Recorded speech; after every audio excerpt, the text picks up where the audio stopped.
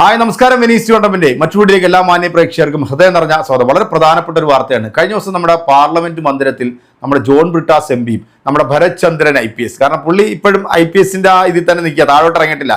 ഉന്നതകുല ജാതകനല്ലേ, അതുകൊണ്ട് എല്ലാവരുടെയും മുമ്പിൽ താഴ്ന്നു നിൽക്കാൻ പുള്ളിയെ കൊണ്ട് സാധിക്കത്തില്ല. പക്ഷേ പണ്ട് നമ്മുടെ ബ്രിട്ടീഷുകാരുടെ മുമ്പിൽ ഈ സവർക്കർ ഷൂ നക്കിയെങ്കിൽ ഇപ്പം ആശാൻ ഈ ക്രിസംഖികളുടെ മുമ്പിൽ മുട്ടിലഴയുന്ന ഒരു സംഭവമാണ് നമ്മൾ കണ്ടുകൊണ്ടിരിക്കുന്നത്.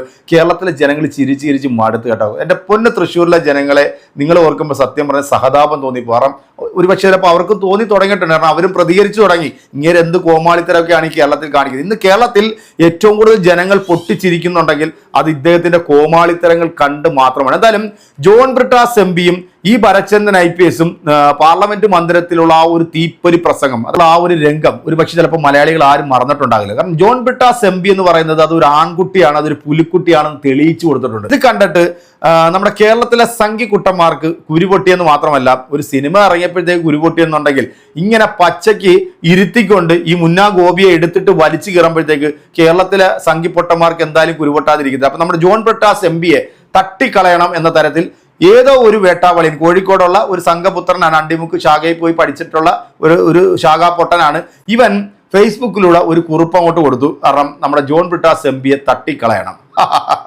കാരണം ഇവർ പണ്ടും ചെയ്തിട്ടുള്ളതാണല്ലോ. രാഷ്ട്രപിതാവായിട്ടുള്ള മഹാത്മാഗാന്ധിയെ കൊന്നിട്ട് ഞങ്ങളൊന്ന് ചെറുതായിട്ട് വെടിവെച്ച് കൊന്നു എന്ന് പറഞ്ഞിട്ടുള്ള മരമണ്ടന്മാരാണല്ലോ ഈ നാറികൾ. അതുകൊണ്ടാണ് കേരളത്തിലെ ഭൂരിപക്ഷ സമുദായമായിട്ടുള്ള ഹൈന്ദവ സഹോദരങ്ങൾ ഈ പ്രസ്ഥാനത്തെയും ഈ പ്രസ്ഥാനത്തിന്റെ ആശയത്തെയും ഇവിടെ ഉൾക്കൊള്ളാത്തത്. അതുകൊണ്ടാണ് ഇപ്പൊ ഇവര് ക്രൈസ്തവ സമൂഹത്തെ കൂട്ടുപിടിച്ചുകൊണ്ട് അവർക്ക് വേണ്ടി ഞങ്ങൾ എന്തൊക്കെയോ അങ്ങ് ചെയ്ത് കാണിക്കുന്നു എന്ന് പറയുമ്പോൾ പോലും പല സ്ഥലത്തും ജയ്പൂരിൽ ഇപ്പം വൈദികനെയും കന്യാസ്ത്രീകളെയും മർദ്ദിച്ചു. അതോടൊപ്പം തന്നെ പല പാസ്റ്റർമാരും വഴിയിൽ നിന്ന് കിടന്ന് അടിമേടിച്ചുകൊണ്ടിരിക്കുന്നു.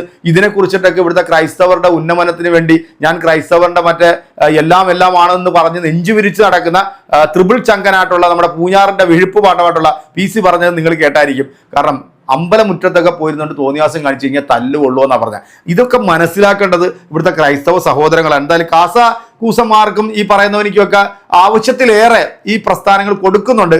അത് കൊടുക്കുന്നതുകൊണ്ട് അവര് ഇതിനെ തള്ളി പറഞ്ഞുകൊണ്ടേയിരിക്കും. എന്തായാലും നമുക്ക് ആ ഒരു വീഡിയോ കാണുന്നതോടൊപ്പം ഈ പാർലമെന്റിൽ സുരേഷ് ഗോപി പറഞ്ഞിട്ടുള്ള ഒരു കാര്യമുണ്ട്.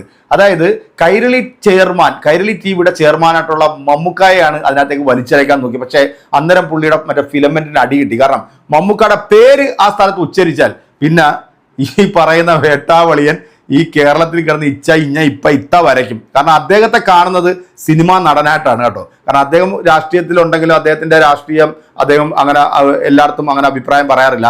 പറയേണ്ട കാര്യങ്ങൾ ആർജവത്തോട് പറയുന്ന ഒരു നട്ടലുള്ള ഒരു നടനാണ് മമ്മൂട്ടി എന്നുള്ളത് കേരളത്തിലെ പൊതുസമൂഹത്തിന് അറിയാം. എന്താണേലും നമുക്ക് ഈ 2-3 വീഡിയോകളൊന്ന് കാണാം. പിന്നെ സംഘപരിവാർ പ്രസ്ഥാനം ഈ മുട്ടിലെഴയുന്ന ഒരു സംഭവം ഇപ്പോൾ കാണുന്നുണ്ട്. കാരണം പണ്ട് ഷൂ ആണ് നക്കിയത്, ഇപ്പൊ ഇവരുടെയൊക്കെ മുമ്പിൽ മുട്ടിലെഴഞ്ഞ് ഈ കേരളത്തിലെ സമൂഹത്തെ കോമാളിയാക്കുന്ന ആ ഒരു വീഡിയോ കൂടെ ഒന്ന് കാണാം. ജോൺ ബ്രിട്ടാസ് MPക്കെതിരെ ഫേസ്ബുക്കിലൂടെ വധഭീഷണി മുഴക്കുകയായിരുന്നു BJP പ്രവർത്തകൻ. കോഴിക്കോട് സ്വദേശി സജിത്താണ് ഇക്കാര്യത്തിൽ ജോൺ ബ്രിട്ടാസിനെ വെടിവെച്ച് കൊല്ലണം എന്ന് പറഞ്ഞത്. എന്തുകൊണ്ടാണ് ഒരു BJP പ്രവർത്തകന് ജോൺ ബ്രിട്ടാസ് MPയെ വെടിവെച്ച് കൊല്ലണം എന്ന് തോന്നിയത് എന്ന് പോലീസ് കണ്ടെത്തേണ്ടതുണ്ട്. ലതീഷ് ഇപ്പോൾ ചേർന്നിരിക്കുന്നു. ലതീഷ്, എന്തുകൊണ്ടാണ് ഒരു BJP പ്രവർത്തകൻ ഇങ്ങനെ ജോൺ ബ്രിട്ടാസ് എന്ന ഒരു CPIM MPയെ വെടിവെച്ച് കൊല്ലണം എന്ന് തോന്നുന്ന രീതിയിൽ ഒരു മനസ്സുണ്ടായത് അയാൾക്ക്? അത് ഫേസ്ബുക്കിലൂടെ പ്രകടിപ്പിക്കുന്നത് എന്തുകൊണ്ടാണ് എന്ന് പോലീസ് അന്വേഷിക്കില്ലേ? ഇത്തരത്തിലുള്ള ഫേസ്ബുക്ക് പോസ്റ്റ് ശ്രദ്ധയിൽപ്പെട്ടതിലൂടെയാണ് വടകര ചോമ്പാൽ പോലീസ് അന്വേഷണം നടത്തുകയും ചോമ്പാൽ സ്വദേശിയായ ചോമ്പാൽ സ്റ്റേഷൻ പരിധിക്ക് വരുന്ന BJP പ്രവർത്തകൻ സജിത്തിനെതിരെ ചോമ്പാൽ പോലീസ് FIR രജിസ്റ്റർ ചെയ്യുകയും ചെയ്തിരിക്കുന്നത്.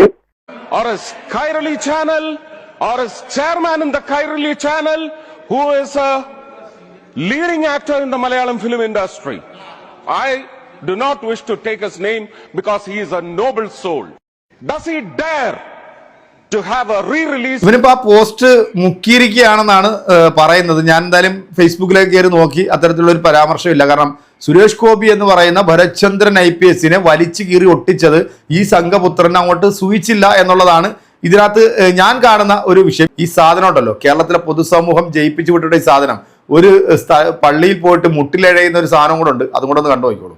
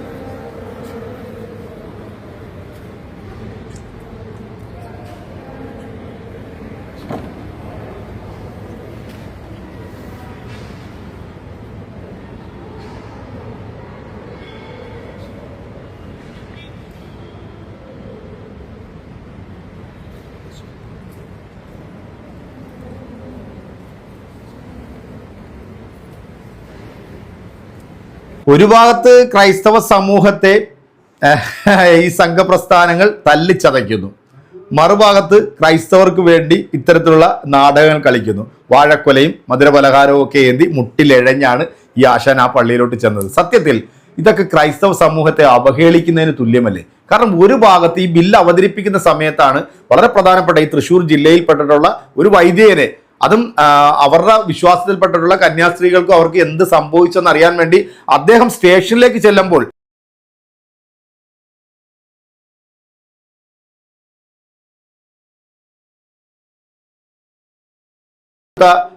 ബജ്രംഗ് ദളിന്റെയും അതുപോലെ തന്നെ സംഘപ്രസ്ഥാനങ്ങളുടെയൊക്കെ തീവ്രവാദികൾ ആ മനുഷ്യനെ ആ പോലീസുകാരുടെ മുമ്പിലിട്ട് തല്ലുന്ന കാഴ്ച നമ്മൾ കണ്ടത്. ഇതിനെ കുറിച്ചിട്ടൊക്കെ ചോദിക്കുമ്പോഴത്തേക്ക് പത്രക്കാരോട് നീ ആരാ, നീ ഏതാ, നീ ആരാ എന്നോട് ചോദിക്കാൻ, നീ സൂക്ഷിച്ച് സംസാരിക്കണം എന്നൊക്കെ പറയുന്ന ഈ മാടമ്പിയെ കേരള പൊതുസമൂഹം ഇനിയും സഹിക്കണോ?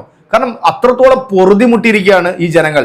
എന്തായാലും 10-15 വർഷം തൃശ്ശൂർ കടന്ന് അവിടെ കടന്ന് എല്ലാ ഇതും കാണിച്ചു കേരളത്തിന്റെ നന്മമരമെന്ന് പറഞ്ഞുകൊണ്ട് പല ആൾക്കാരെടുത്തും പല സംഭവങ്ങൾ കൊടുക്കുന്നത് മീഡിയ, ഇദ്ദേഹത്തിന്റെ മറ്റേ മീഡിയേറ്റർ എല്ലാം അതെല്ലാം എടുത്ത് സംരക്ഷണം ചെയ്ത് അവിടുത്തെ ജനങ്ങളുടെ ഒരു അലിവ് തോന്നി അവർ ജയിപ്പിച്ചു വിട്ടത് ഇതുപോലത്തെ ഒരു മരവാഴയായി പോയല്ലോ എന്ന് ഓർക്കുമ്പോഴത്തേക്ക് സത്യം പറഞ്ഞാൽ കേരളം ലജ്ജിച്ച് തലതാഴ്ത്തുകയാണ്. കാരണം അത്തരത്തിലുള്ള പ്രവൃത്തികളാണ് കുറച്ചധികം കാലമായിട്ട് ഈ പറയുന്ന ആളിങ്ങനെ നടത്തിക്കൊണ്ടിരിക്കുന്നത്. പല പ്രാവശ്യവും ഇദ്ദേഹം നടത്തിയിട്ടുള്ള പരാമർശങ്ങൾ അത് വളരെ വിവാദപരമായിട്ടുള്ള പരാമർശങ്ങൾ തന്നെയാണ്. ഞാൻ ഉന്നത കുല ജാതകനാണ്, അങ്ങനെ ഒരാൾ വരണം എങ്കിൽ മാത്രമേ ഈ ആദിവാസികൾക്ക് അവരുടെ കാര്യങ്ങൾ നടപ്പാകത്തുള്ളൂ. അതോടൊപ്പം തന്നെ ഇനിയൊരു ജന്മമുണ്ടെങ്കിൽ ഞാൻ ബ്രാഹ്മണനായിട്ട് ജനിക്കണം, എനിക്ക് അയ്യനെ സേവിക്കണം. അങ്ങനെ ഇത്തരത്തിലുള്ള ഈ മേൽജാതിക്കാരുടെ കാര്യങ്ങൾ മാത്രം സംസാരിക്കുന്ന ഇദ്ദേഹം ഈ കാണിക്കുന്നതൊക്കെ വെറും പൊറോട്ട നാടകമാണ് എന്ന് പറയാതിരിക്കാൻ നിവൃത്തിയില്ല. എൻ്റെ പ്രിയപ്പെട്ട പ്രേക്ഷകരെ, ഇതൊക്കെ കണ്ടിട്ടും കേട്ടിട്ടും നമുക്ക് എങ്ങനെ മിണ്ടാതിരിക്കാൻ സാധിക്കും? എന്തായാലും പറയേണ്ട കാര്യങ്ങൾ അത് പറയുക തന്നെ ചെയ്യും. അടുത്തൊരു വീഡിയോ കാണാം. അതുവരേക്കും എല്ലാവർക്കും